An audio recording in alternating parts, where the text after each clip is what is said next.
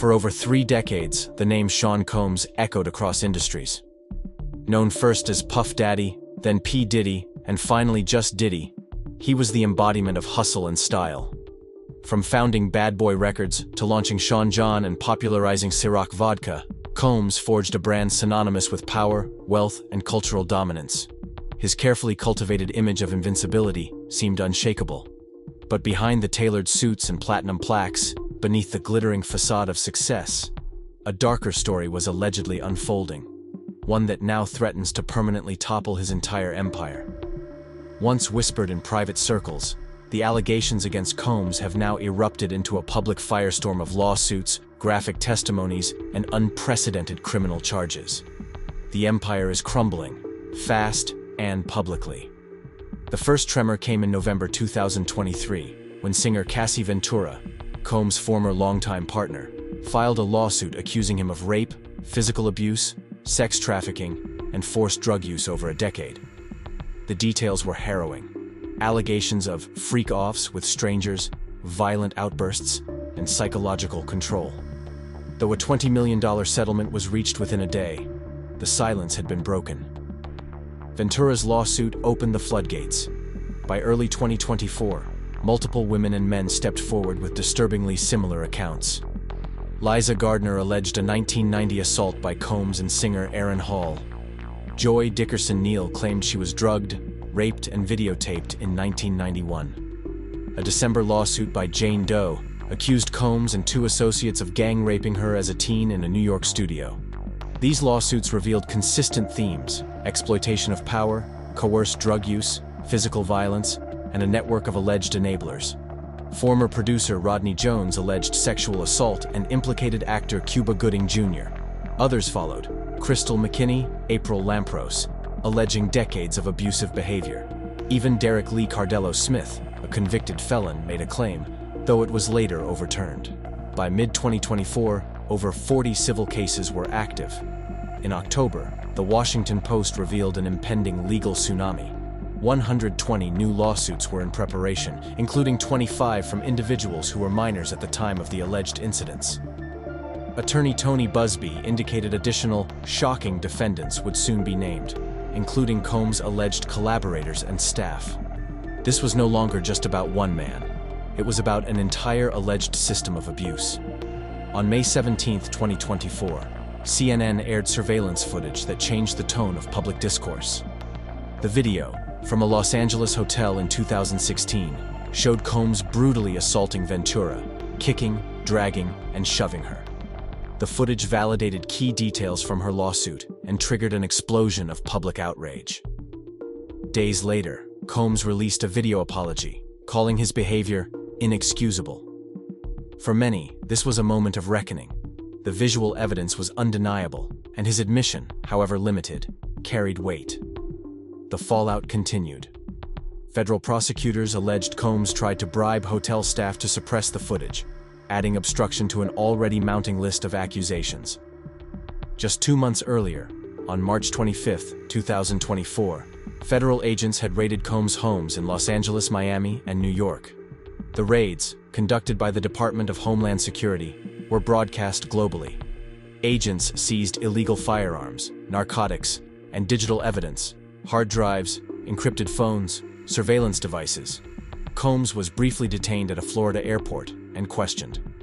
In September 2024, a Manhattan grand jury indicted him on charges of sex trafficking and racketeering. He pleaded not guilty, but was denied bail, twice, even after offering a $50 million bond.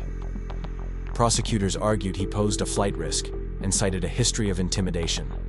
By then, he was being held in Brooklyn's Metropolitan Detention Center, far from the luxury mansions and red carpets he once ruled. On May 5, 2025, jury selection began in what is being called the biggest celebrity trial since Harvey Weinstein. Opening statements followed on May 12th, with Cassie Ventura's testimony becoming the centerpiece of the prosecution's case. Over 4 agonizing days, Ventura described years of psychological terror. She claimed Combs controlled every aspect of her life, emotionally, sexually, and financially. She described being coerced into drug use and group sex acts under the influence of MDMA. The phrase freak-offs became a chilling symbol of the alleged trauma she endured. The prosecution invoked the RICO Act, a powerful legal tool typically used against organized crime. They argued that Combs' business ventures, including his record label, clothing brand, and TV companies, functioned as part of a criminal enterprise used to lure, control, and exploit victims. A growing roster of witnesses has bolstered the prosecution's case. As of late May 2025, the trial is in its third week. Capricorn Clark, a former assistant, gave damning testimony about the atmosphere of fear and control surrounding Combs. She described being forced to take polygraph tests and recounted an incident where Combs allegedly showed up with a gun, threatening to kill rapper Kid Cudi. Other staffers, including David James and George Kaplan, corroborated Cassie's account of abuse and surveillance. Even Kid Cudi and Cassie's mother, Regina, has taken the stand, lending emotional and contextual depth to the prosecution's portrayal of Combs as a serial abuser with a carefully orchestrated support system. As the trial plays out, the collapse of Combs' empire has been swift and total. Macy's pulled all Sean John products. He resigned from Revolt TV.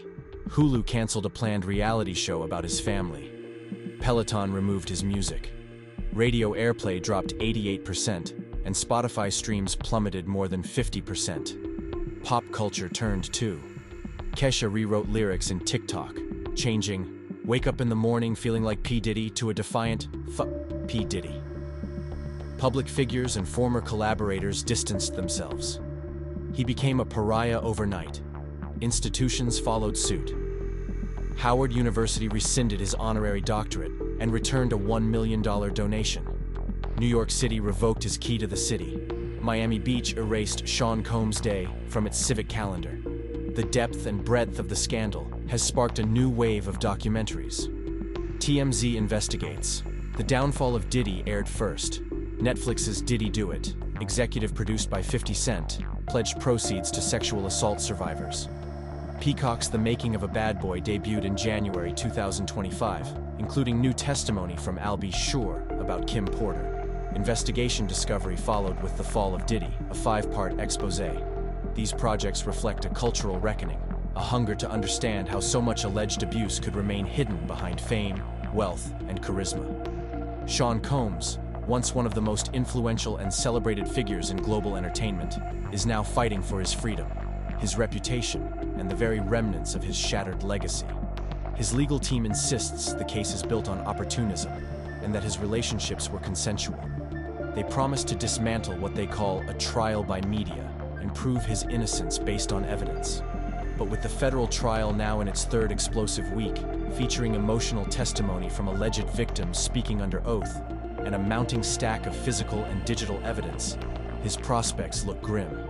This isn't just a courtroom battle, it's a cultural reckoning. A profound question of what society tolerates in the name of fame, and how long alleged abuses can hide in plain sight. The fall of Diddy may be unprecedented in its scale, but it is not without purpose. It signals a palpable shift in the power dynamic, one that increasingly honors the courage of survivors and demands a new era of transparency and justice. As the trial continues into summer 2025, one thing is clear: the empire has crumbled, and its fall will echo profoundly and permanently far beyond the courthouse walls.